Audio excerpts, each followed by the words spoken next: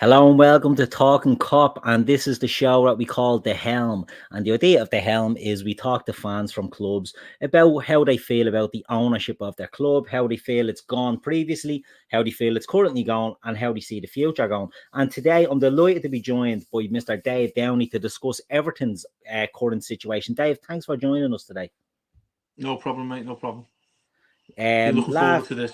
Yeah, look, it's always good to have a little say, you know what I mean, about how things are going. And like with all these shows, this is the second episode of the Helm. We had Gareth Roberts on talking about Liverpool for the fourth show, and it was really good. But each show will be different. We'll have different opinions, different fans, different clubs, different viewpoints, and that's what we want to get. So I'm looking forward to hearing how the Everton situation is going, because Gareth touched a bit on Everton and things about the stadium move in the Liverpool show. So we might look at things like that with yourself as well. So yeah, good to have you on, Dave. Before we get stuck into this, Dominic Calvert-Lewin sent off last night. What do you make of that? Thought you might ask me that first. Bit of a joke, do you isn't know it? what, mate? I don't know if you've seen my Twitter this morning, but I've been getting absolute belters from all sorts of Evertonians from all over the place because I said I can see why he was sent off, and that's Studs not up, yeah. that's not because I think he should have been sent off or it should have been a red card. Yeah. People have misconstrued what I've said because I don't. It's ridiculous that it's a red card. What I was saying was the way refereeing is these days, the way VAR these days. As soon as his studs go up, mate, they give them a decision to make, and they're always going to make it. That's the simple math that I was making, but a lot of people have thought that I'm on the side of the referee. I'm saying he got the decision correct and sending him off. It's absolutely nothing like that. But yeah, I mean, when that happened, mate, we did well to get a 0-0 draw, to be honest with you. But the irony of that is we've got to play that game now. It's an extra fixture that we really don't need, given the games we've got coming up. Yeah, that's true. It's the worst case scenario, isn't it, around these things? Yeah. But on the situation, I was looking at it, and the thing that annoyed me, I don't think it was a red card. I agree with what you're saying, by the way. I understand why, if you go in with your stud up, your foot up like that with the studs, but he doesn't catch him. There's not even a foul given, and it's the VAR that sort of, you don't want to re-referee the game. Yeah, they'll re-referee the game on things like that when there's no need. And that's where I suppose maybe the frustration does come in. But no, I agree totally with what you're saying. You can understand when he goes in like that, it's a tough one. It's a tough one to swallow, I suppose. And as you say, you'd rather win that over the 90 last night than have to go through. And I'm sure Palace are probably the same. It's a game they don't want to be having to replay, but look, see what happens from it. Do you think they'll take it seriously the rest of that cup, or will Deutsch sort of say, look, other fish to fry? I was surprised he did take it as seriously as he did. The only thing he changed was Pickford out and put it like a reserve keeper in. Everything else was pretty much our first 11. I was surprised, when I seen the team. I thought he went very strong, and I was like, I think I'm quite old school to say this, but if you're a point above the drop zone, a cup competition is very much further down the list, Games you've got coming up as well, as I mentioned there. I mean, next game's Villa at home. What are they, third in the league, second in the league, behind your boys. Then I think we've got Fulham away, and then we've got that replay in the middle of those two games. So you've got 3 games in the space of 8 days then. That's we haven't got a big squad as it is. The players on the squad are very questionable as well. So, I mean, it's really not the type of game that you want to replay. And I don't know. I think if many Blues are honest about it, if you were given this scenario at the start of it, okay, that's a decent draw away at Palace and you're still in the Premier League. But surely in front of everything comes the Premier League, the deductions, all that needs to go on the back burner because it doesn't look like anything's going to change. And if it doesn't, we're a point above Luton. We've got a game in hand. That's the real issue that I've got ahead of any cup competition. I mean, I understand what people were saying about the Fulham one. You win one game at Goodison against Fulham, who you'd probably expect to have a decent game against, to go into the semi-final of a League Cup, the only trophy we've never won. I can understand why people are all over that. I completely understand that. But then go after that and start thinking, okay, let's go and chase the FA Cup. Which is 7 games you've got to win, 6 games you've got to win to go and get it. When you're nearly in the bottom 3, you need to put that at best. You need to put that at the side of your mind. Yeah, and that was one of the reasons why I was quite surprised with the strength of team that he played last night. It looked like he was going for, as you say, the keeper goes in. But Yeah, I read something, and is that the deduction will be staying at 10 points. The appeal was unsuccessful, or is there no update on that? I thought I read something, but I didn't know it was official. I mean, I think I don't know. I might be in a minority of people here, but I don't think there's any chance that gets deducted at all. The only thing that was hopeful about with this sort of thing we've seen in the past, where you could get a couple of the points back or whatever. Obviously, that'd be massive if we were able to. But I think as soon as we got given them, you've got to get as quickly as possible into a mindset of them 10 points are gone, mate. You've got to crack on. And to be fair, we've done that. They did, we've yeah. been really well for the majority. Apart from the last 3 games there, we probably should have got some of the Spurs where, again, a referee decision kicked us in the arse. Yeah. But those games before, and we won 4 in a row for the first time since 2002, something like that. We were in a really decent run of form. So, get to where we are now, and you forget about losing the last 3 games and what happened last night. We're in a really good position that we could have not possibly been in. I think we were 19th or bottom when they give us that deduction. So we deserve a lot of credit for that. But then to get to where it is now and keep banging on about, and the deduction is going to come to people's mind as soon as we lose a game. Every way through this season, people are going to say, "Oh, well, if we had that, we'd be in 9th, we'd be above Newcastle." You hear that every single week we win a game. It's very, very tiring, and personally thinking that you need to get that out of your mind. So maybe you discuss at the end of the season, for whatever's happened. But right now, it's not going to change. You just got to crack on. You could have done without Luton actually having a bit of a renaissance as well, and creeping up. And I suppose, look, the tragic events around Tom Lockyer is probably after galvanising them and giving them, whereas you were on our show a few weeks ago and we were talking about the deduction and how it could lift Everton or how it could sort of sink them down. And I agree, to be fair, they sort of got those points back fairly quickly. And if Luton hadn't have been able to chase, he would have been, looking up, but instead a few defeats, you end up looking over your shoulder, and that sort of fear comes back in. And as you say, everyone's talking about ifs, buts and maybes. I tell you what, mate, you talk about Luton there as well. The irony is that Ross Barkley's turned into an Iniesta while he's been playing for them. Every time I've seen him, he's been magic. You know what I mean? Yeah, it's crazy. He'll send Everton down. That's the Everton way. That Oh, it's a model. Yeah, it's a model. Now, look, I don't think he's go down, to be honest. I did think he's to go down last year, and you survived. And I think this year, Sean Dyche will get you out of trouble. But yeah, there's been a lot of. A lot of discussion, almost cliche about, this is the best time to play when you've got a bottom 3 with that shit. Yeah. Luton aren't that shit, mate. You guys know that when you went there. Yeah. Luton have got at home that tiny little ground they've got where you can fit about 4 fans in. Yeah. They can play there. They're a physical side. They've got a couple of bits of quality now and again. Seeing what they did at City, they just about got a win there. When yourselves went down there, I think it's a shock when you go there to what they do. They're a big physical side. That sort of thing you get when you play away from home. It's the last game you really want to go and play because they just don't allow you to play how you want to play. So I don't think Luton should be written off by any means necessary. Yeah. Well, no, and that's the worry for us. But look, there's other teams as well are struggling down there, so it'll be interesting to see how it plays out. A long way to go is what I'd say. We're only at the halfway point now, so a few wins can change the whole complexion of the table. So look, see what happens. But Dave, we're going to go back a bit in time here. So we're going to talk about Everton, and we're going to go back to before Farhad Moshiri took over. So what was the sort of vibe around the club? Who was in charge? Who was pulling the strings? Who was signing the checks? What was Everton's situation like? So Moshiri buys the club in 2016, is it? That's it. Yeah. So previous to that, what's the state of play? Yeah, I mean, for younger fans, you probably need this as an education, really, because it feels that long ago. But certainly when I started getting into football in the mid-90s or very early 90s, Peter Johnson, who was the owner before Bill Kenwright eventually took over, I mean, the club was just all over the place. There was chaos all over the place in terms of signing players, in terms of debt that eventually came along with him as well. And Johnson eventually sold over to Bill Kenwright, who at the time, and many people will struggle to think that this was ever a possibility. He was really well looked at and well supported, given he came in.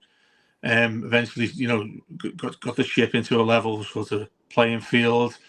Started, I mean, the thing that got to me that Everton fans weren't as bothered with, and this is where there's great irony that comes along in the story we're about to talk about, was we couldn't sign any players, virtually couldn't sign any players. We had a couple of million free every season. You know, I don't know if you remember when we signed Andre Kanchelskis, who became my favourite player.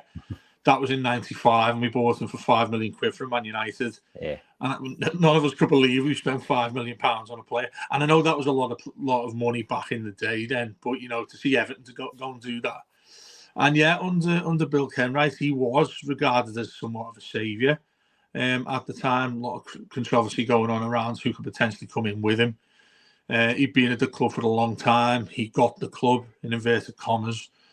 And just after that, he brought in David Moyes, just a couple of years after that. And again, you know, you don't need to speak to an Evertonian who will tell you that David Moyes, certainly at the start of his management with us, wasn't any sort of... He was a saviour for us, you know, what he did. How long he stayed as well, I think that's not spoken highly enough of. We ended up with us at, pretty much 12 years. Yeah. So when that ownership happened... I think then things quickly started to change in that those late 90s into the early noughties, if you like, was when huge money really started to come in. It's when former players ended up very, very jealous that they didn't get to a stage in their career where you'd start receiving ridiculous amounts of wages on a weekly basis. Remember talking to so many former players, and you can just see the bitterness in their eyes when they think, you know what, if I was 10 years younger, I'd be sitting off in a much bigger house than what I'm in these days. And that's as it was then. So that's just to sort of give everyone a bit of a context as to what the state of play was for Everton at that time. And then it quickly became an issue when Moyes came in. He covered up a lot of shit that was going on at the football club, i.e., he could barely spend anything. We got the players, the likes of Tim Cahill, got in for a couple of £1 million, Julian Lescott, Arteta on loan. He became somebody who's like a bit of a genius when it comes to signing players, when we could barely spend or piss in a pot, you know. And that in turn meant that nobody really criticised Bill Kenwright as much as it ended up what was to come. Because we were getting into Europe regular seasons, we even made the Champions League, and unfortunately couldn't get in it because you lot went and won it.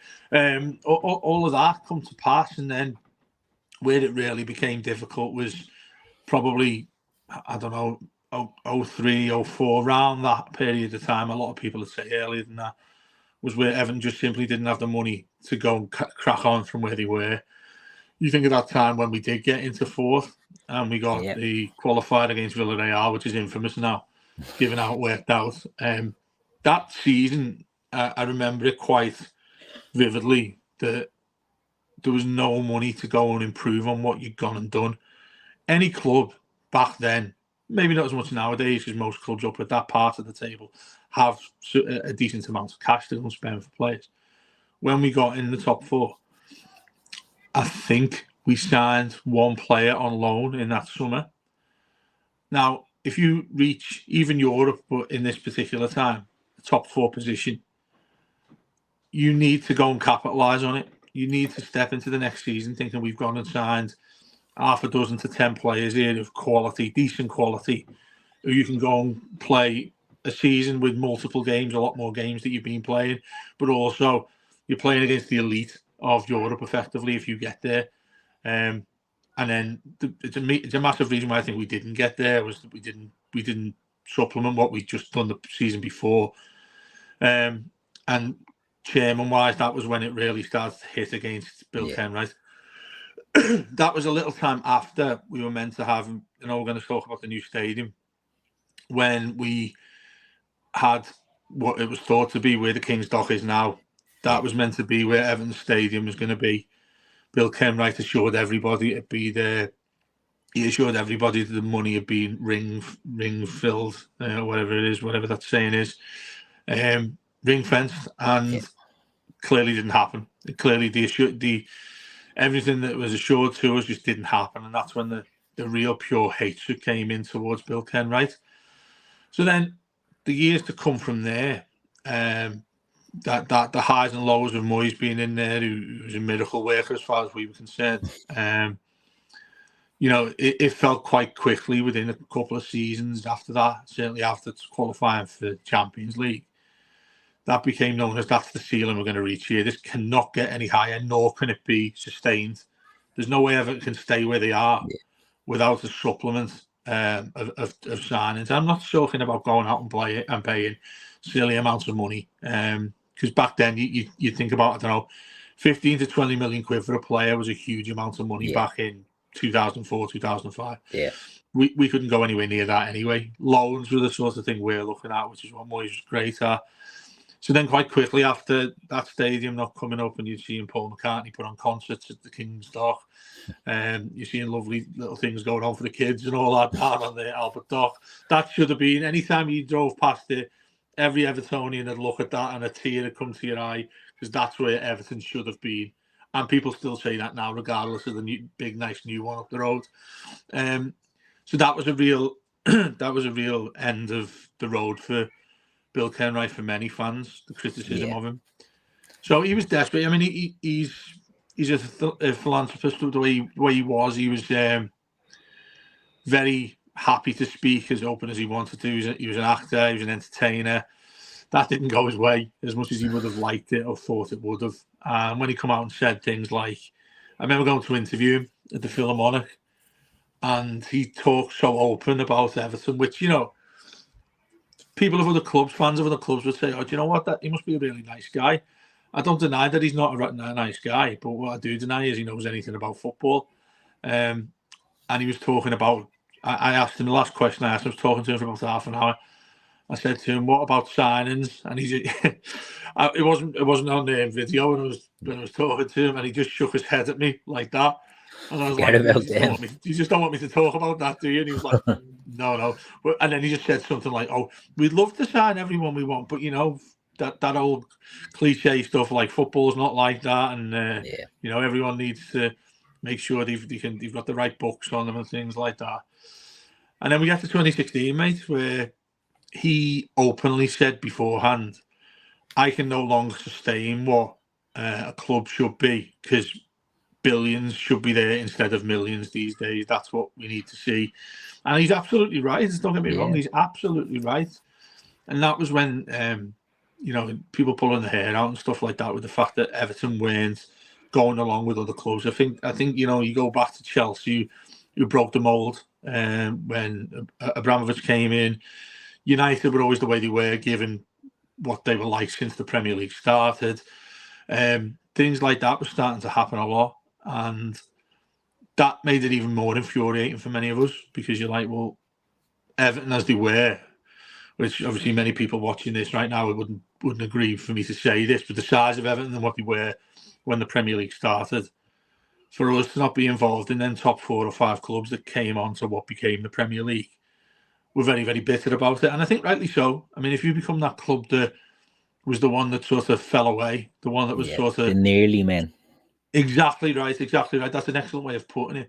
To get to that stage made it really, really difficult. And then when he's come out saying these things, I've got to go and get as a billionaire, I've got to do this, I've got to do that, along comes Farhad Moshiri, which at the time, and it's obviously one of the questions you asked me about him, he came in, and like anybody else, naivety isn't even the word you could use on that. You are just absolutely delighted that anybody's come in with £1 billion has come in to save your club, in inverted commas. And I think everybody thinks that of owners.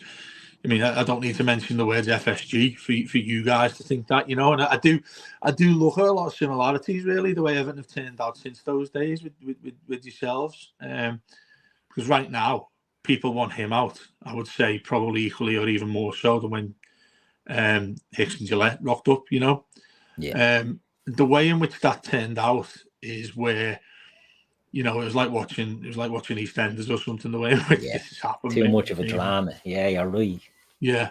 I mean, when he turned up and he come out and he's talking about things, saying that, you know, we need to ensure that the club doesn't become a museum, coming out with all these cliches. I think Bill Kenwright might have sold them a few of them, you know, some of the things he said.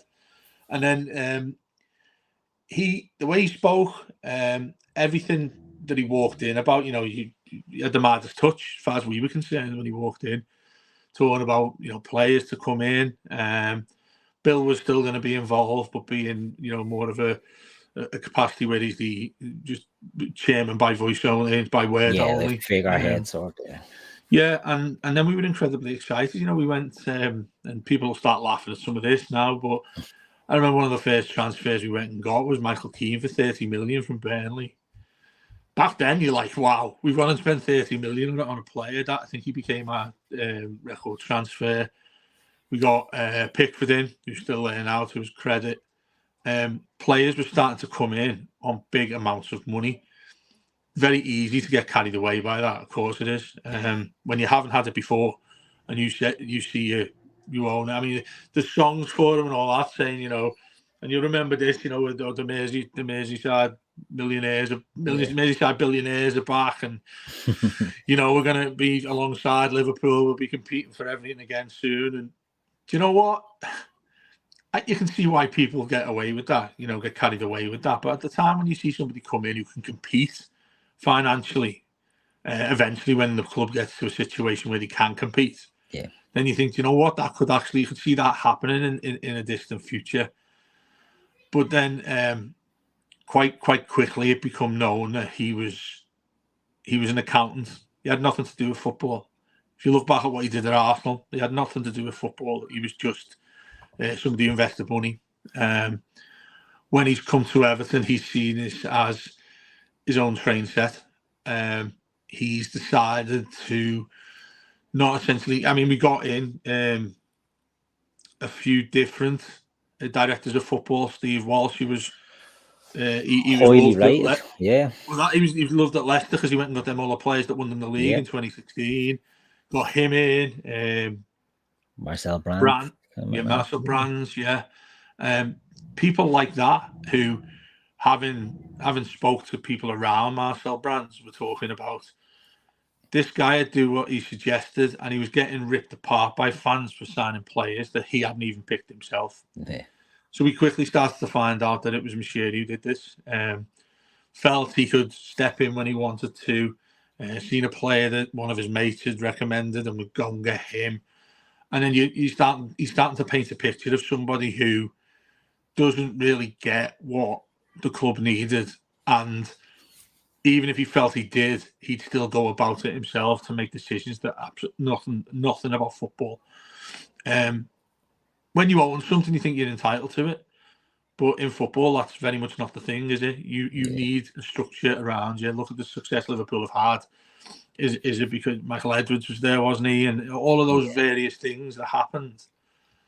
That is a structure. That is the way in which you should run something, which is operated at a hell of a lot of money, where the high stakes are there for you to go and sign the correct players. Now, don't get me wrong, not every director of football is going to get it right every time. With Everton, we got it wrong every time. And it was because of him. Urabchian became one of his best friends, whispering in his ear all over the place. You had people around him where he became so naive that they were happy. He was happy to give them money because it was nothing to him for him to do so. And how much of an idiot that man is to get to a position where we've come up to nowadays, aside from deductions, but having what FFP was going to be, what it is these days and things, doesn't look like he'd even looked at anything, a piece of paper with what looks like a bit of money on it, and that sort of, I think that's a rough outline, mate. Sorry for banging on for. No, Jesus Christ, no, go. Yeah. This is the whole point, Dave. This is what we want to be talking about here, is the fans' views on these things. So when Moshiri first comes in, was there excitement with the fact that he's coming from Arsenal, and it's being advertised, that he's coming from Arsenal and he's involved. And it turns out, as you've touched on there, that he's not a football man at all. But was there a sort of a Bill Kenwright, as you say, he took the club as far as he could, and the animosity that was sort of built in the fan base between club and fans, Moshiri was seen as a bastion of hope. And I suppose Alistair Usmanov is his partner, isn't he, at the time? Yeah. you've got that whole thing then that transpires there. But there was money, and as you say, you're bringing in Michael Keane and you are bringing big signings. But as an outsider looking in, I remember the summer when you bought a load of players that were just the same player. And you're looking at, they brought in Davy Klaassen, they brought in, was it Sigurdsson, was it Wayne Rooney? They brought a load of players who play in that sort of number 10. And you're looking and you're thinking to yourself, what's going on there? Because where's the plan? Because you touched on it with Liverpool, right? They have a structure in place, but there's always a plan. You can't have interference from the owner. You look at Chelsea, what's happening there. But there was always a plan. And you're looking at Everton and you're saying, what are they doing here? Because these players don't look like they're going to mesh and build a team. And it's just, they're throwing shiny new things at it. But as a Liverpool fan, and obviously I'm not neutral, I wouldn't say we're neutral, but you're looking at it and you're saying, this isn't going to end well. And was there that sense that there was a bit of a scattergun approach, and it was? I think there was eventually, but like that naivety any club has when a new player comes in, you start thinking, he's going to score all sorts of goals, or this lad's going to be the one that makes us kick on to the next level. There was plenty of that, as you can imagine. I think that is a natural way of looking at it. But when you started looking at the sentimental side of things, you mentioned Wayne Rooney there, who I wasn't even thinking about. Yeah. He comes back over in 2018, and people are delighted it's getting Wayne Rooney back, the boy that was, and all this sort of thing. And remember, he scored in his first game back. Goodison, we won 1-0 at home to Stoke on the opening day of the season. And I don't think I've heard a goal celebrated more than that. And look, I get the side of it. I'm sort of probably support the side of it where you're seeing a lad from 5 miles up the road who come back and was our saviour even when he went for 30 million over to Man United. He comes back and does that. Yeah. You're like, fucking hell, this is the best thing that I've seen for a while at the club. Yeah. Everything around it you've just mentioned there, though, the likes of Davy Klaassen, who sort of, smirked that when you mentioned his name. Sigurdsson, who ironically went on to, I think he scored he was the last goal scorer for us when we won during COVID at Anfield. I don't need to say what happened after that with him. Or what's ever happening to him with these days. Another show. Tales for another day. Yeah.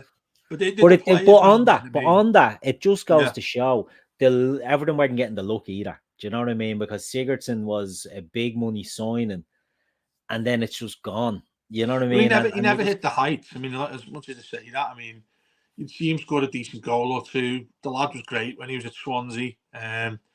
Looked like a decent signing, but again, somebody else who became our record signing. If you start thinking, with a little bit of hindsight, you think, what are we fucking playing at there? He was 30 years old when you go and do that. And that goes back to what I referred to there at the structure. You're getting in, directors of football who you're not even saying, he must be turning around virtually and saying to these, oh, you can have your day off. I've already found out this other player that we want to go and get. Yeah. Remember the lad called Sandro as well? Yeah. He was the next prodigy coming over from Spain. The lad could barely kick a ball. It was. I mean, outside of us, and I don't know if it's right to even laugh about it now, because a result of everything that's happened under Moshiri is exactly why we are where we are now. Yeah. But I do look back on it, as you've seen, with a little bit of a smile in terms of what we were doing with finances at that time that got us eventually to the situation we're in now. And this is it, and it's easy to, and I get 100% what you're saying. I think every fan loves to see new signings coming in, but I'd forgot about Sandro. I forgot you even bought him, and you're like, Jesus Christ, and it's money that you're getting, and you're getting zero return. You're getting nothing on the pitch. You're getting nothing back off on the books, and it just seemed to be Ashley Williams, mate. That's the one I forgot. Ashley Williams gone banged out 10 million. It was known as, or we became known as amongst ourselves, we go to the lesser clubs and end up signing their best players. That was the policy we looked at doing. Yeah. So you think Swansea, you go and get Sigurdsson, and you go and get Ashley Williams. You go to Sunderland, you go and get their best goalkeeper, and he's regarded as their best player. That's what we became. You're more than happy to take the best players from shit teams. Yeah. How can that be a possible structure of something you want to do that's positive? Because okay, fine. You're signing in lads who are good, but they're good for them. Do you want them to be good for yourselves if they've got to take that step up? Who we still got here now, and I know your lads will take the piss, but it's Pickford. Yeah. Pickford's been with us for 8 years now. he's the number one for England, and the small hands thing and all that will get fucking people are taking the piss out of that, and rightly so, because everyone else would do it, But he's been outstanding for us for a very, very long time.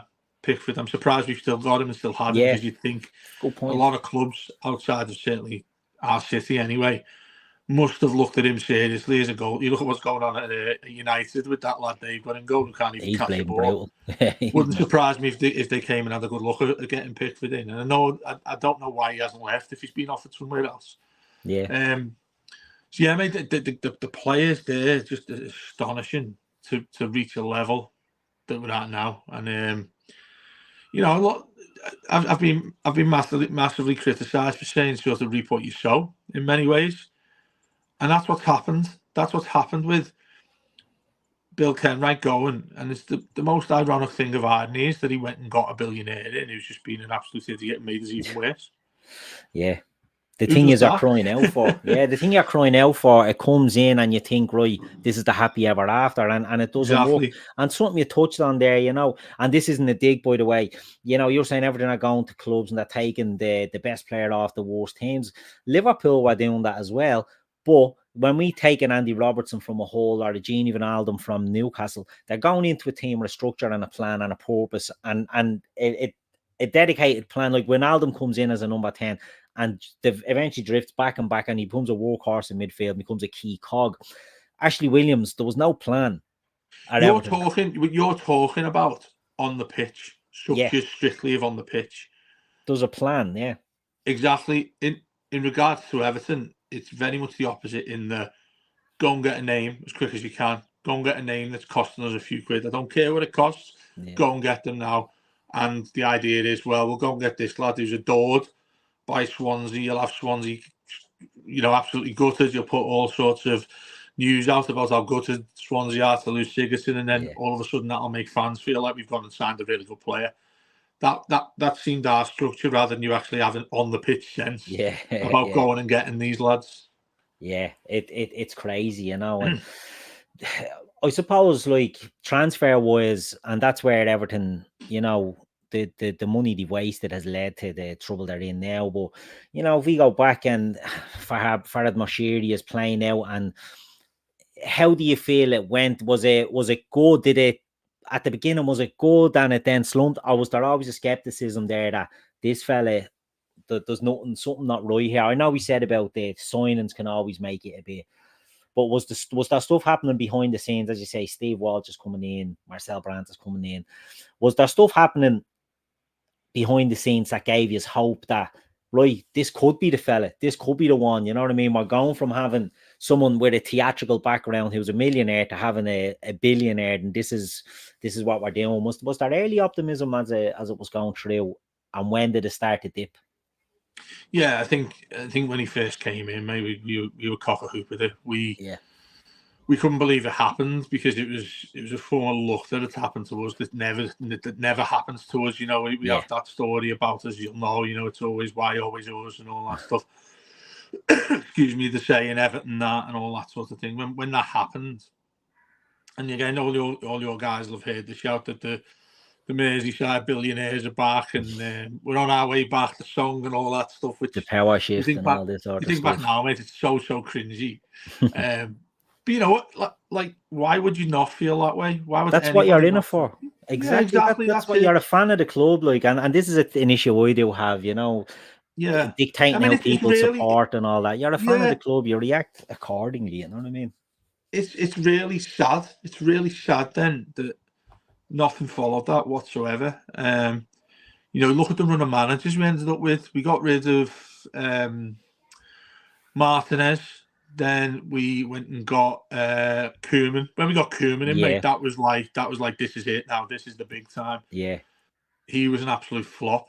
Was he straight from Southampton? He was at Southampton? He came through. Yeah, there was all sorts of shit that went on with that. It was like when Union went and got Lovren. It was that sort of thing, getting Koeman from Southampton. Southampton love a good battle with Merseyside, mate, don't they? Off the pitch. So we went and got him, and then that's when those silly signings of the likes of Davy Klaassen, Ashley Williams, it become difficult quite quickly to watch. But then when you do have that feeling towards somebody coming in where money's no object, you think, oh, we'll go and sort that out. Yeah. And with Steve Walsh there, that followed suit with him being somebody who's seen again somewhat of a saviour, who what he did at Leicester, you're thinking, oh, if he comes and does like even 1% of what he's done at Leicester, then we're going to be much, much better. Guy seemed to come in and just look like he was a fella in a suit who got paid something to turn up. There was a there was a really funny picture of him, and I'll get if anyone wants to see it, where apparently we were interested in signing a few players in Milan, and he was sent over to Italy, and it looks like a roasting hot summer's day when he's over there. Yeah. And he's just got this tiny little briefcase with him, his sunglasses on, he's taking the tie off his shirt. And like he was meant to be there for like 3 days to organise some deals. Came back with absolutely nothing. So people have started taking the piss, saying, "How's he got a 3-year holiday, a 3-day holiday over in Milan?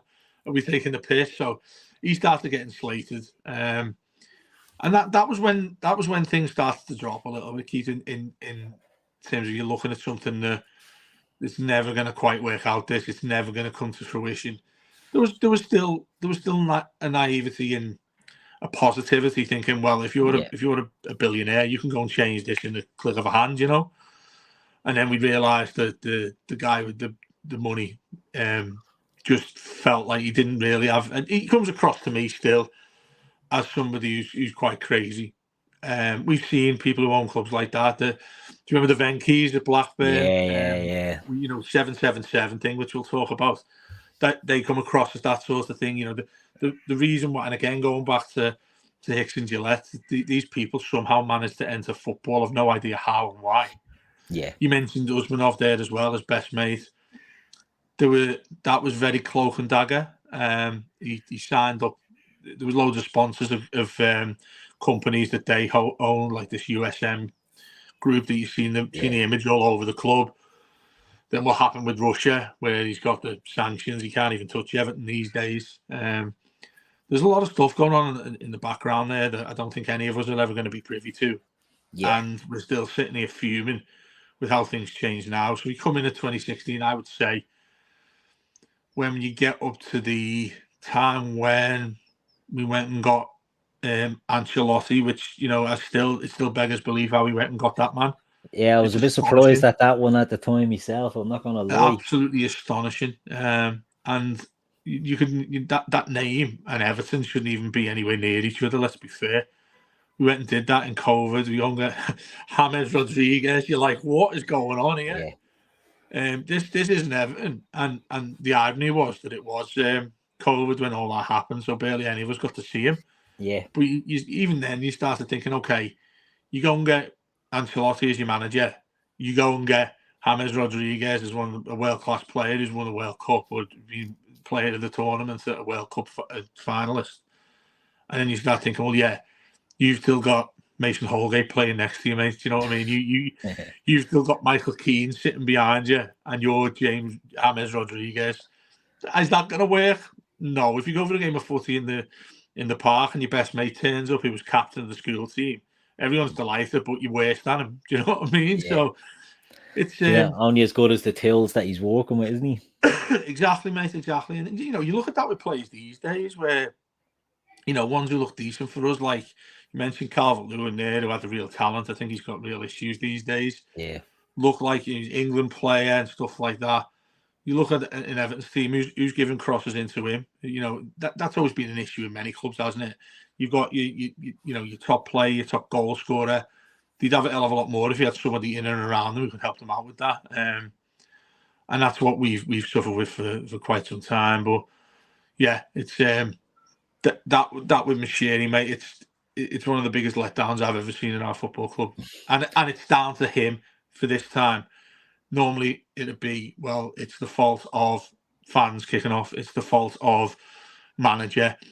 He's solely down to this for X amount of years. He's solely down to how Everton have ended up right now. And I suppose when you think about it, you touched on Ancelotti coming in there. Well, Koeman comes in 2016. There's been a flood of managers there, hasn't there? Koeman comes in. Who's after? Is Marco Silva after Koeman? Yeah, I didn't mind Silver. I thought Silver had a lot of good ideas. He's doing really well at Fulham now as well. Yeah. But it was and it's what I'm sort of going to lead on to here is you bring in these managers and then you get rid of them, but they're actually good. They're a long term sort of maybe appointment, but they don't get the results at the back. And so you're bringing in a Marco Silva, and you have to give him time. And then you have a Sam Allardyce in there. And when Sam Allardyce goes in, is he spending money when he goes in there? Does he bring in Theo Walcott or Theo Walcott and Chen Tosin. Like the money that's being spent exactly on players for a manager that there was no way he was a long term. No, he wasn't, and he was initially brought in. And again, this goes back to what the sort of narrative I've been on about with Moshiri choosing things himself. Who's he gone up to and said, what do you think about getting Sam Allardyce in here when we were 14th or 15th in the league after 10 games? Yeah. There's nowhere near the amount of panic there's been in the last 3 seasons. Yeah, he thinks it's time to get rid of Marco Silva. We desperately need to go and get, after 10, 11 games in the season, go and get a saviour like Sam Allardyce. You know, I'd love that fella to write a book eventually, Moshiri, and just open up how he was as an owner. He's never going to do that, obviously, but some of the nonsense that's gone on there. And then lo and behold, when Allardyce came in, and he got us that lucky draw we had at Anfield. Do you remember when Calvert-Lewin gets pushed pushed down by Lovren, and people are going ballistic about it, and we ended up getting a point there. That was what Everton became then, a side that just wanted to piss other people off. Get 35 points and you stay in the Premier League, and then he got automatically sacked. And then you started seeing the likes of Benitez, which again I think Rafa Benitez, to me, if any Blues are watching this, they're probably going to hate what I've said here, but I think he's a fantastic manager. He always has been.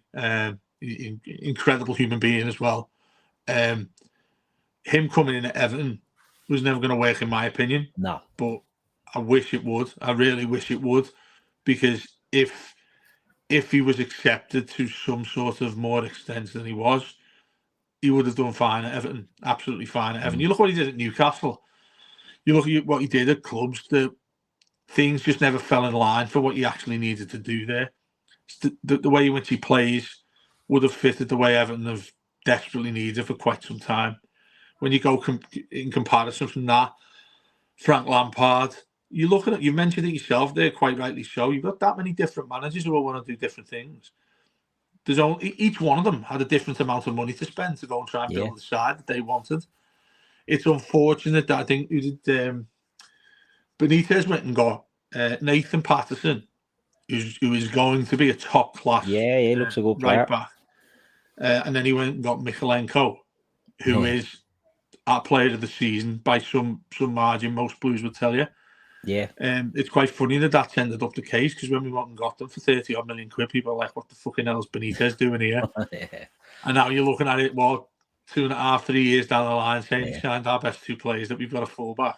And when he's injured, we're playing Ashley Young there instead. So it's a sign of the times. But it's funny, the Benitez thing was always a curious one, because I agree. I love Benitez, obviously, biased red, you know what I mean? But I always felt, if I took me red-tinted glasses off, I thought Rafa Benitez at that time in Everton were a marriage made in heaven. If the fans could have just took the Liverpool side out of that. Yeah, but that was never going to happen. That's the real problem. It was impossible. It was impossible to happen. And it was the one. Football is nothing in that what happened there. No one's asked about football. Yeah. It was Everton getting a Liverpool manager, and that's it. Full stop. We don't want him. We don't want him. Get him and out, you're looking and you're thinking, no, he can do things fine. Look, I said, Demarai Gray, brings in Demarai Gray there, doesn't he, on a free or something when he goes in? He had no money, and he was one of your best performers. And Anders Townsend, we were picking up all these bargain basements, and then, as you say, when you spend the money on Michalenko, and that's like, whoa, what's happening here? Why is he spending this? It was just unfortunate the way it happened now, because I genuinely think that Rafa and Everton would have been a great fit for where Rafa. Do you know what, Keith? We first 5 games when he was in charge, we won 4 and drew 1, and we were top of the table under Benitez. And I'm not joking, mate. People couldn't handle it. Yeah, how do you react? People were walking around, walking in circles, like throwing their heads against walls, thinking, what's going on here? Imagine we went and won a trophy. Just imagine Everton won the trophy with Rafa Benitez. I think even your lot would be laughing their heads off about that and saying, we fucking told you so. But that would have been ironic, but from that sort of thing we've been talking about there, that does show you the distance in which Moshiri travelled when he first came, a Koeman, eventually an Ancelotti, to Allardyce, and then Lampard. Yeah. You look at that, mate, and you're thinking, fucking hell, mate, he needs to be in an asylum, this fella.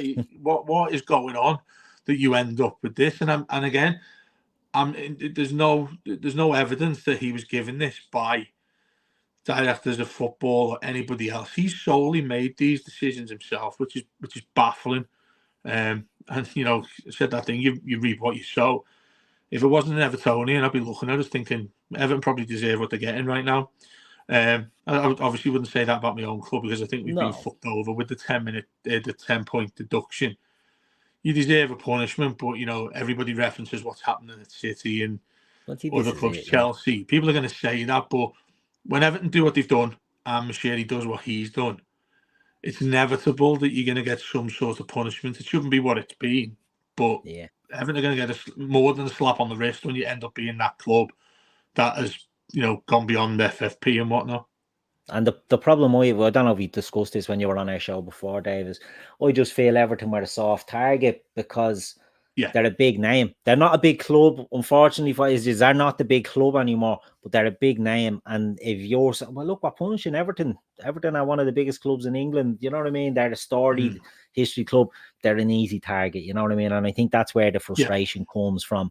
Right? If Everton are getting hit for 10 points for being 19 million or something outside. I think that point you've made there, that they make on the last show about Everton being an easy target. I think we're starting to hear sort of things like that about the likes of Nottingham Forest, about Aston Villa, clubs like that who are being looked at quite deeply given what happened to us. Villa are a massive club. Aston Villa huge. Look like they're going to be now as well, the way they're going. But very similar to Everton in many ways, in the 80s, 70s, 80s, clubs that won trophies, league titles and things.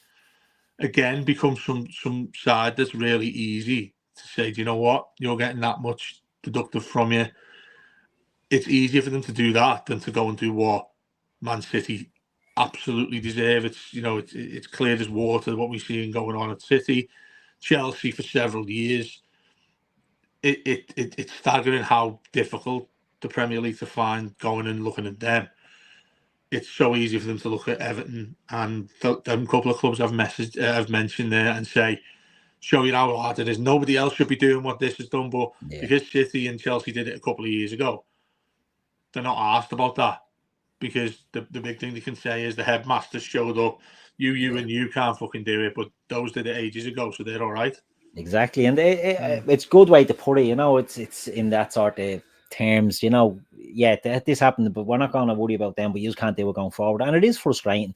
And I'm sure a lot of Liverpool fans that'll watch this and will listen. And I'm not speaking for everyone. I'm speaking for myself. I'm 43 years old. When I'm growing up, those teams you mentioned, Nottingham Forest, Aston Villa, Everton, big clubs, right? The biggest clubs in England, along with Liverpool, Arsenal, Manchester United.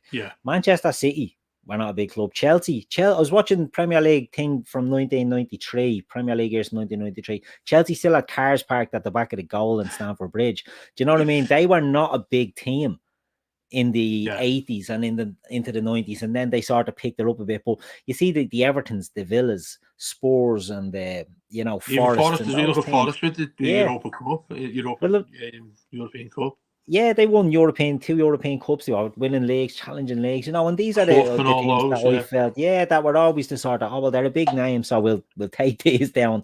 And it's just, look, it's not fair. One thing I want to touch on, actually, Kev asks in the chat, what about the academy? Has the investment dried up? Because that's vital for most clubs. Was there... Everton were always producing good young players, and he goes on to say, Brantwaite aside, look, that kid looks like he's destined for great things. And Everton have always sort of had them. Go back to your Ross Barkley, who you touched on, the Jack Rodwells of this world. There was always a player that had come out, and Wayne Rooney. There was always a good line, but there was always good players coming in below that as Yeah. well. Is that what's the situation with the academy there? Is that getting much heat? I know, as you say, Brandwaite's been away on a couple of loans. Johnny Kenny was one that was going away on loans. Like, is there anything coming out there, or is that sort of the well drawing up there as well? That's a really good point. I mean, it was a bit of a conveyor belt. I'd go back to as early as maybe 4 or 5 years ago. There was always a player or two that stepped up and was able to get on the bench and get game time, and eventually they'd be getting quite regular play for the first team. You think about it. I mentioned Mason Holgate. You mentioned John Joe Kenny. Players who had never really worked out for him, probably not as good as what you needed for the Premier League.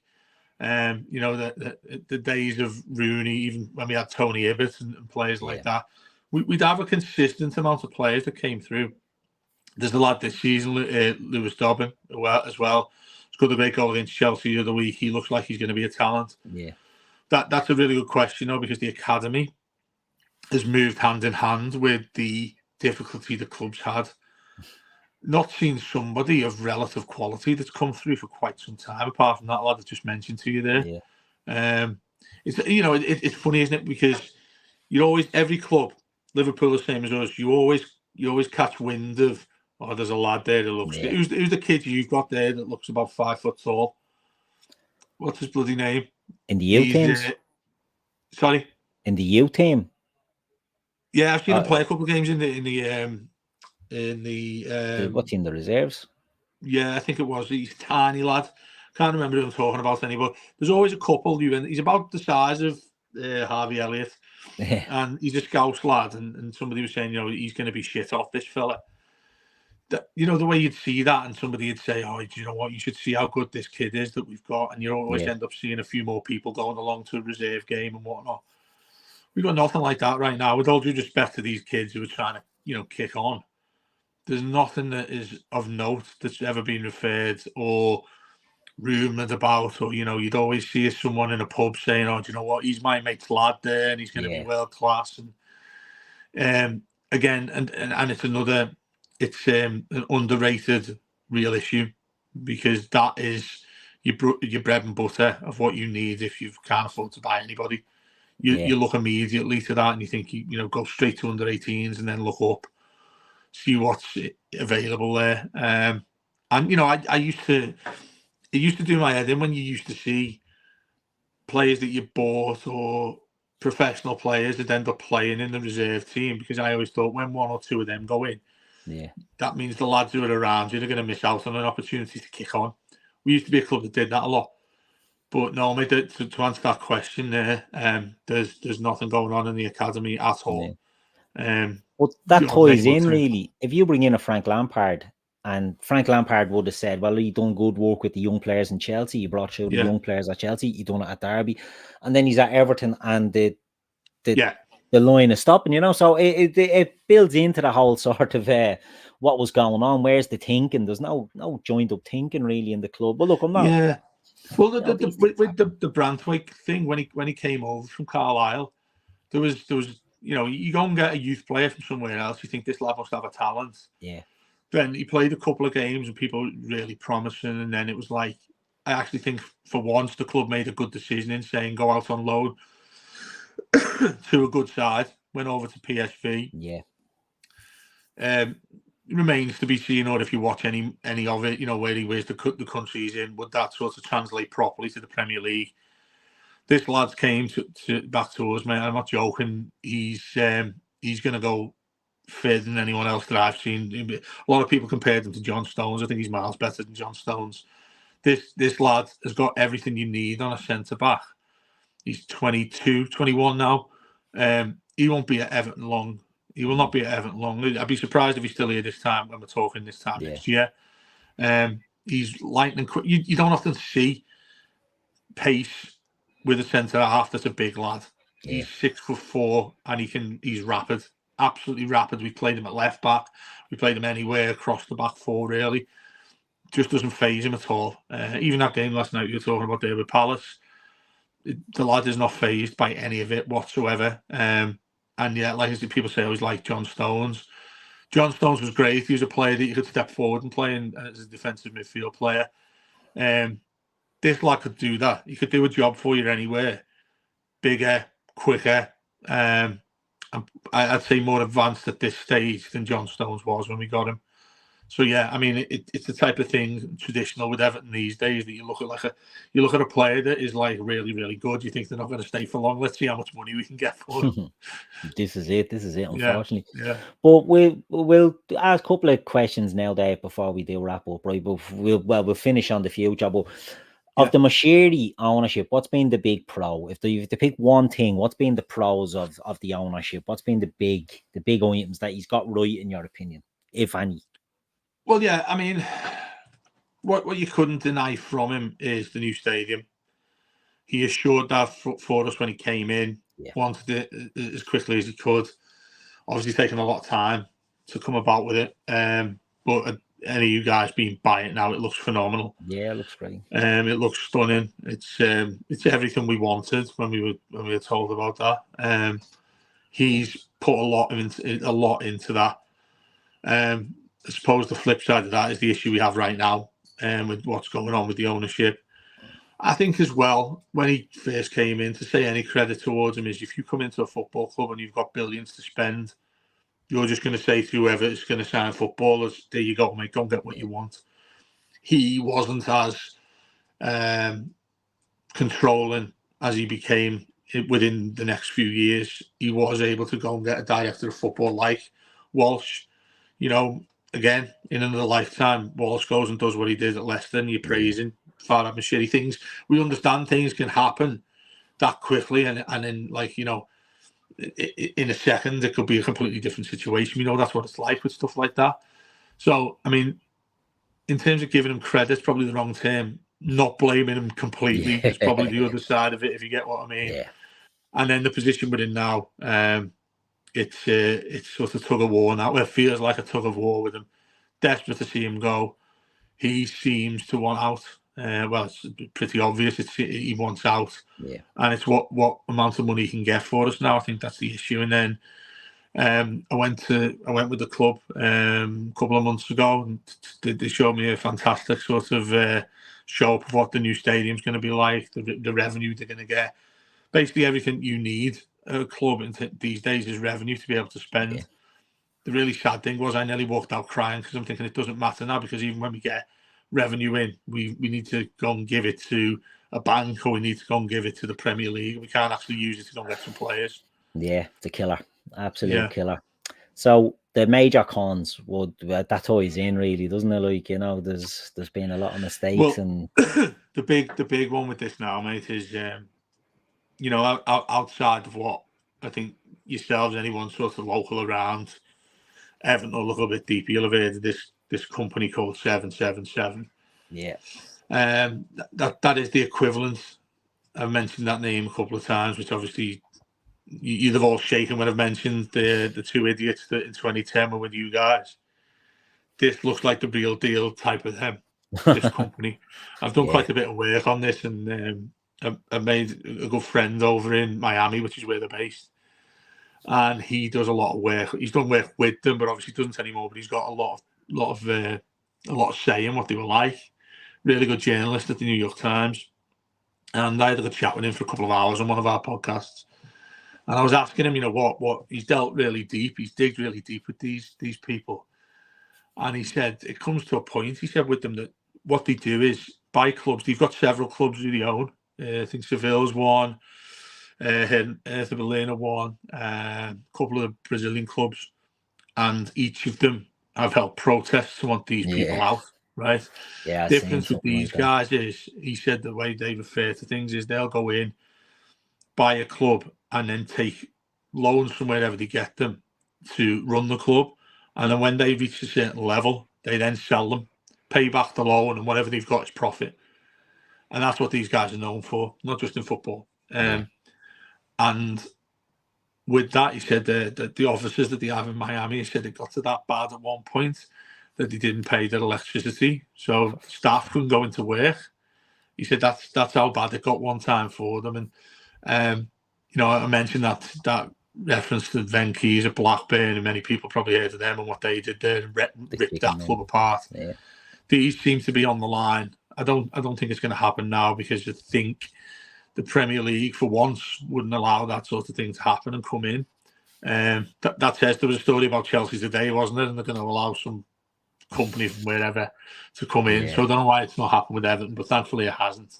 Well, exactly. Thankful, you know, for once. I mean, it's still not being thoroughly confirmed, because then the two owners of it turned up at Goodison for a couple of games and whatnot. But I don't think it'd be Moshiri's decision to let them not sign us, because I think he's desperate to get out. He just sell to anyone. He'd give it to anyone just to get out. And I think where he sees his money up is that how much he's invested in the new stadium and how much Everton will make when they get to the new stadium.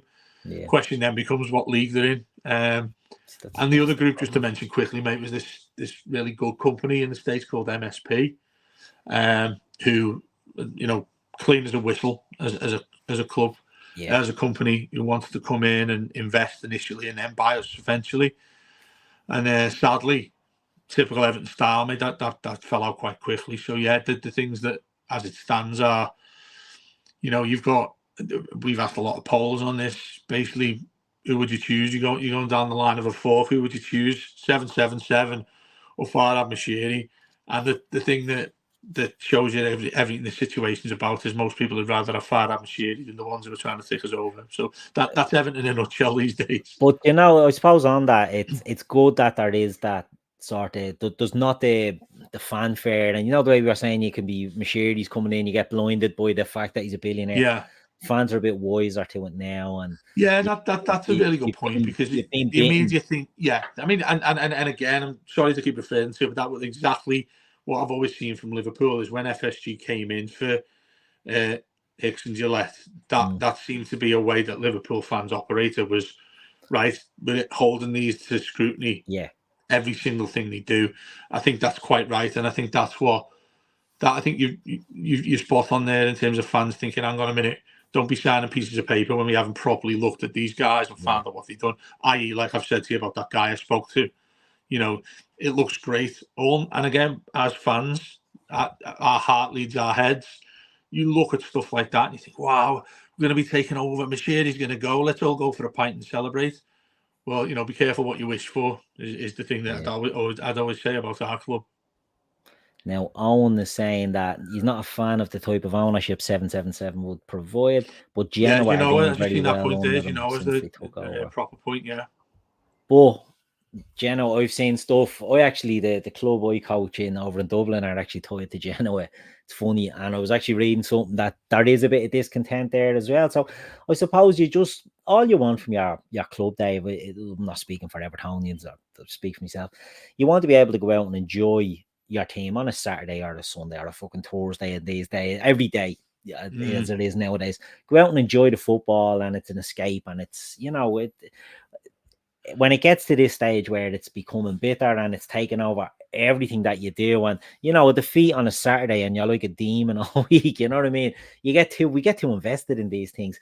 But my opinion on Everton is, you are at a big crossroads now, and it's a really important, because you touched on the stadium there and what happens if you go down. Like, what's the thinking if Everton go down? Because that stadium looks amazing that they're going to have there. Is there a risk of it being an albatross, or is everything covered? Do they need Premier League football for that to be sustainable? Straight away the answer is yes. You need to have a Premier League club to go and play there. Now, people may refer to Sunderland, who had the Stadium of Light when they built it. Premier League club, record crowds, things like that. When they've gone down, you look at them whenever you watch a championship game, and there's, you know, you see seats all over the place, and they're not going to fill it. They're not going to fill half of it, unless it's this Newcastle game we're about to see, which would actually be Newcastle fans. Exactly. That's it. More Newcastle fans who enter as away fans than there are at home. You see that, and I've been to a few away games of ours there, and it's a shame to look at. You know, if you actually done asked, it's a shame to look at. I actually look at, if we win a Premier League club, you're looking something similar to what happened to Coventry, MK Dons. Maybe not to that level of extent where you're battling the bloody council to get it, because this is Everton's. Yeah. But I think you're looking at a stadium there where they probably close the top half of it, and just have to. It's a horrible thing to think of, mate, but that's what happens. That's how things happen like this, Now, don't get me wrong. Every blue, we sell out Goodison, for instance, 40,000, 39,000 a week when we play at Goodison. We've got 52,000 here. Everton getting that won't be any problem. Won't be a problem at all. Do you know what? Having said what I did, it wouldn't be a problem to get that initially. Yeah. In the Championship, it's then what happens on from there. You get Everton going. If you Everton go down and they're not completing at least for the playoffs, you're not telling me you're getting a full house. You're not telling me you're getting half of that filled. Even I go as far as saying very similar. But look at West Ham. West Ham are a big club down in London. Yeah. When do you ever see that place full? I don't think I've ever seen that place full. And what have they got there? 70 or 80,000, is it? Yeah, I don't think it's 80, but I think it's around the 60 odd, isn't it? Yeah, and you've got a running ring around it and all that, mate. It's quite a. It's probably worth a good look at. Like, it's an extensive thing to look at with new stadiums, but I mean, that's built as Everton want it to be. It's compact. It's got. I mean, the idea was to get it a little bit like Dortmund. And there's an end that's like that. They've used Spurs as a model as well. Spurs ground's fantastic. They've done all of that. They've done all the hard work. They've built all the hard work. Meant to be going into it in 18 months' time, although it'll be ready in 1 year's time. If we're sitting there in a year's time, or what is it now, 8 months until the new season starts, and Everton are in the Premier League, mate, I think Everton would probably be more likely going down another division than coming back up. Yeah. And that's the worry, isn't it? That's, I know. And look, some people laugh at that sort of stuff, but it's a genuine issue. I mean? Mate, if I was a Liverpool fan, loads of Liverpool fans listening to this now, I'd be laughing my head off at what I'm saying about Everton right now. I'd be doing the same if it was Liverpool. That's the way we are as fans. But you're right. I mean, the thing with it, I think, I was having an interesting chat about this, so separate to what we've spoken about there. I was like, Liverpool fans, would you be happy if Everton went down? And of course, a lot of them, most of them probably say yeah. I'd say slightly older fans would say I'd be devastated if Everton went down because I don't ever want to miss a Merseyside derby. For most Reds, Merseyside derby is the biggest game of the season. You'll have many who say, no, it's United. It's always United. But a lot would say Merseyside derby, regardless of how good Everton or how bad Everton are. That's always our biggest game of the season. And I mean, I don't know. I mean, I'd probably say Everton in the Premier League without Liverpool wouldn't feel the same. And I'd like to think that's reciprocated, but I don't think it is. I know. I think you touched on something. I think a lot would be the same. And from, like, obviously I'm in Dublin, the Manchester United thing is more prevalent to us over here because there's more United fans than Everton fans. Over there, it's Liverpool, Everton, and that's the way it goes. Yeah. But something that Gareth Roberts touched on when we done the Liverpool show on this was he was sort of worried about what would happen to the area around Goodison. Good point. When Everton move. Now, he did say it will bring sort of work and trade to Bramley-Moore that needs it down there. But is there any fears for the area? Now, I know Liverpool are still there and it's not a million miles away, but, there's a lot of activity around County Road and all that sort of stuff. Like, what's the feeling? Yeah, mate, that's an excellent point he's made there. And the initial plan, which I'm not too sure is the same now, was when Goodison eventually gets sort of pulled down, they're making it into a community area, which has got a lot of hub-based stuff, which is already there anyway, just outside of Everton, which they've made to their credit. It's really, really good. Everything in the community are absolutely brilliant. They deserve a lot more credit than the actual club football-wise does itself. There's amazing people who get involved in that. But they're essentially going to make it into housing around there and things like that, which is great. But as Gareth mentioned there, the area it's in L4, it's the terrace houses around it and all that. It's like, obviously a lot of local fans live there and whatnot. Yeah. Then without how they work without Goodison, how sort of rental things and issues around them work without Goodison remains to be seen. But when he talks about County Road and the sort of small little companies, small little shops and all that around there, I mean, unfortunately, I can't see that being any sort of positive, really, because let's face it, the club aren't going to turn around and say, here's a few quid here because there's not a game up the road now. They're not going to care about that. No. You know, you've got like, I don't know, Jimmy's corner shop there. I mean, he's not going to get as much money as he does on a match day. Yeah. Do you know what I mean? And that's again quite a sad thing. It shows you the way modern finances move, isn't it? You know. Yeah. Exactly. But again, on the flip side of it, there where you mentioned Bramley-Moore Dock, there'll be a lot of businesses in and around there. There's a lot of companies. That Titanic Hotel is being built there with that in mind. I mean, they're going to be fantastic, aren't they? They're going to be as much money as they want. Yeah. But given the area where it is, the dock road that's around it, everywhere around there is what, like I said, it's from the dock. It's where you see dock workers. It's where you'd see import and export stuff. Round there, you'd think, you know, there's a real opportunity to be made for people, but it leaves everybody else there in L4. Yeah, it's no good to them. There's no benefit to that area. Well, the point that Gareth's made there as well, I'd be interested to get his idea on what Liverpool side of the park, does that affect them in any way, shape or form? Because obviously we're always at home and away on alternate days, alternate weeks. So Liverpool at home, obviously around there is going to be chocker. There's going to be loads of people around there. When Everton are at home, a lot of people will walk down from that side who do put a bit of profit in. So I'll be interested to see how that works as an impact. And that's what Gareth was sort of touching on as well. He was saying, you know, about Liverpool, about the work FSG are trying to do, but the impact, you know, it's all well and good focusing on Anfield. Yeah. But, you know, there's other, as you say now, if there's no traffic coming through for the Goodison games, you know, that has an impact on some of the shops and stores around there. Monday football, it's always working class people that see the price, isn't it? Yeah, that's pay the price. So it's it's sad to see that, and even worse, mate.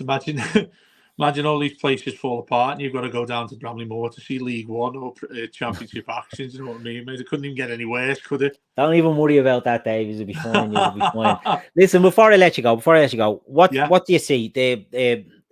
Is there roses in the future for Everton here, or is there still a bit of skepticism? Do you think you're gonna? This is you've gone through enough shy that now there's a stadium on the way. If you can get it right with your next owners, are things going to look up for Everton, do you think? Yeah, broadly. I'm a little bit more optimistic. But I don't think I would go as far as saying it's an optimistic future on our hands. Very easy to say yes because of the new stadium. But as we've spoken for the most part of the hour, the issues that Everton have are still firmly in the ground. Yeah.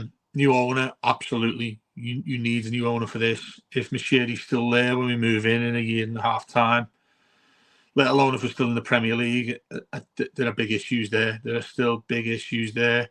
On the pitch, I think that we have a team that's good enough certainly to stay up. I think we've got a manager who's been, I didn't want him whatsoever when he first came in, but when you look at it now, he's probably the absolutely the right guy that we needed. And he is right now still.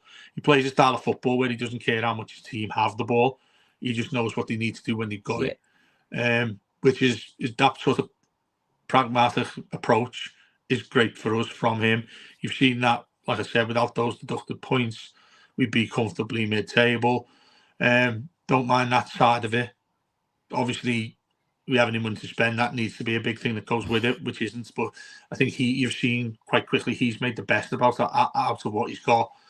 So I go as far as saying I still think Everton will be a Premier League side and stay in the Premier League without us every year having to have this chat about can't you stay up.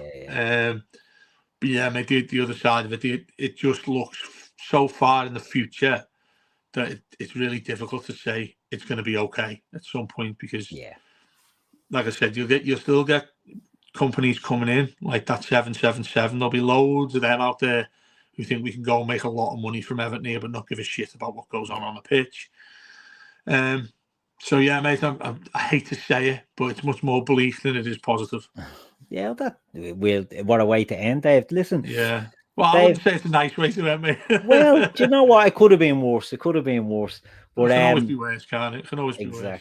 Exactly. But listen, Dave, thanks very much for coming on and talking about Everton. And I'm sure when people listen to this, they're going to really enjoy it, because it's great to get that. You know, you can be too insular in your own club sometime, and it's great to hear we can all build our own opinions and the wrong opinions, you know, but on information, disinformation, misinformation. But it's great to get the thoughts of people on the ground. So look, I really appreciate you coming on and giving up your time for this. I've really enjoyed it, and I hope everyone else does. And where can people find you if they want to catch you out in the future? Pretty much best going on Twitter at the Blue Room EFC. I'm if decent time to go on it now, actually, mate, because I'm getting absolutely slated because I thought I've seen why Calvert-Lewin got sent off against Crystal Palace. Nobody else does, mate. So, you know, if you want to see some fun and games on that with the right level of abuse you see on social media and all that kind, feel free to go and do it right now and listen to what I was saying. But we have loads of Reds that listen to us, actually. It's actually very good. Like this, they love to see what's going on at the club when it's going to shit. So give us a listen if you want, and give us your opinions as well, as always. Good stuff. Yeah, everyone get on the Blue Room. It's very good. Dave, again, thanks for coming on. I'm sure we'll see you again on one of our shows soon enough. So we appreciate the time. This has been the Helm. I've been your host, Keith. That's been our guest, Dave, and we'll see you all again soon.